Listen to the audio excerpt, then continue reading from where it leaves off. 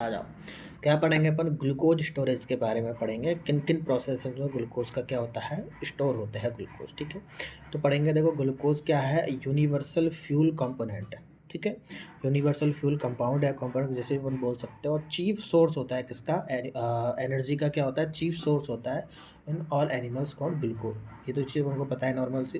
Glucose का cell के अंदर ट्रांसपोर्ट जो होता है वो प्लाज्मा मेम्ब्रेन के थ्रू होता है।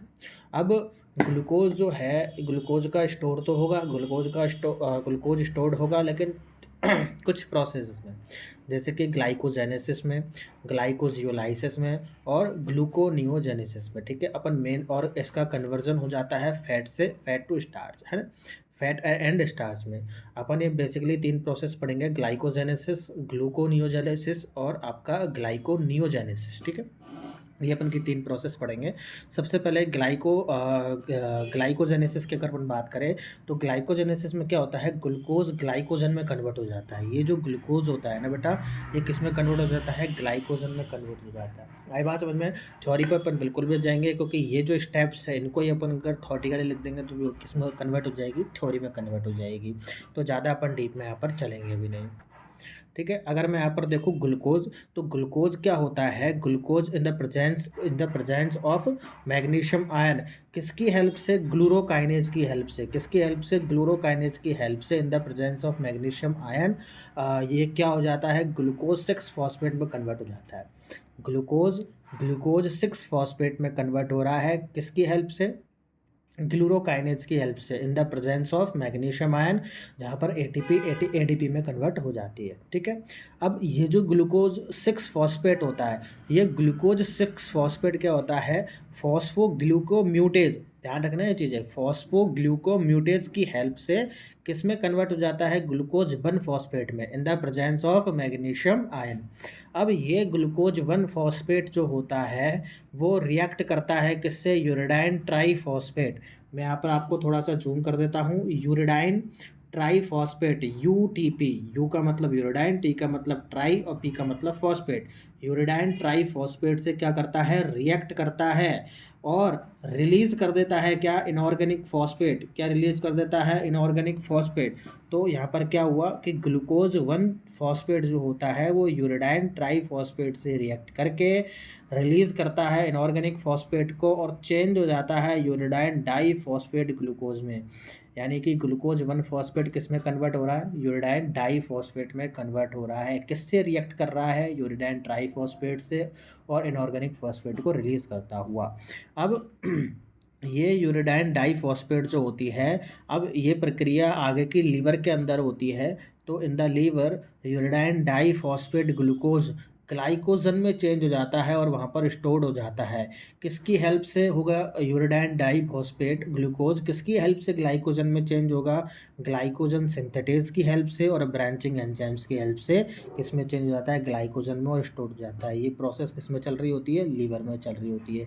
तो इस तरीके से ग्लूकोज से ग्लाइकोजन में चेंज हो जाना, ये क्या होता है? आपका ग्लाइकोजेनेसिस। ऐसे ही नेक्स्ट आपका आता है ग्लाइकोजिनोलाइसिस।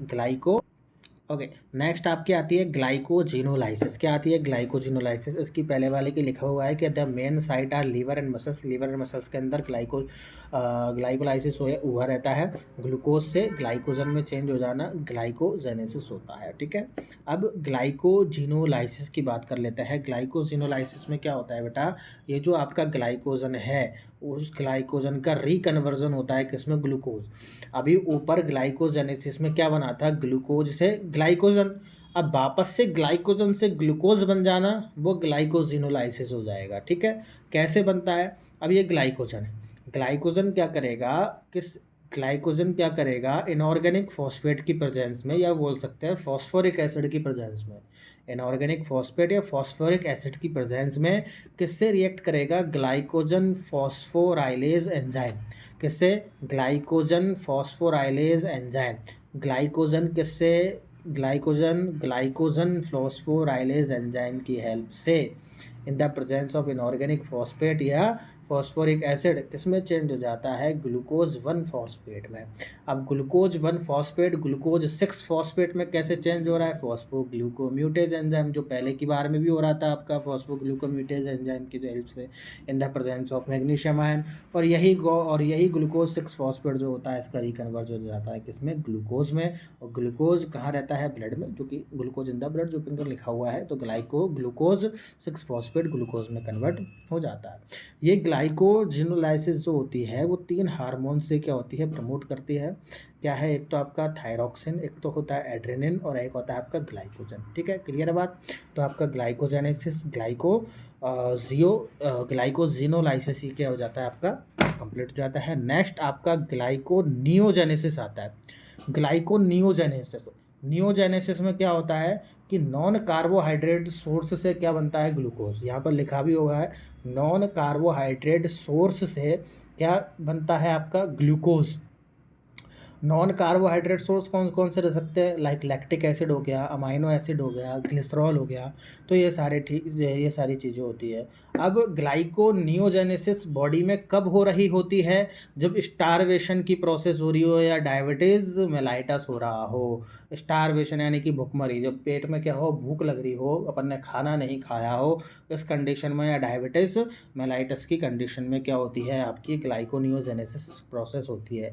इसमें क्या होता है, जो आपका लैक्टिक एसिड होता है वो पायरुविक एसिड में चेंज हो जाता है। ये कुछ अमाइनो एसिड्स होते हैं, ठीक है। लैक्टिक एसिड पायरुविक एसिड में चेंज होता है, pyruvic acid oxalo acetic acid में चेंज होता है, और ऑक्सैलो एसिटिक एसिड ग्लूकोज में चेंज होता है।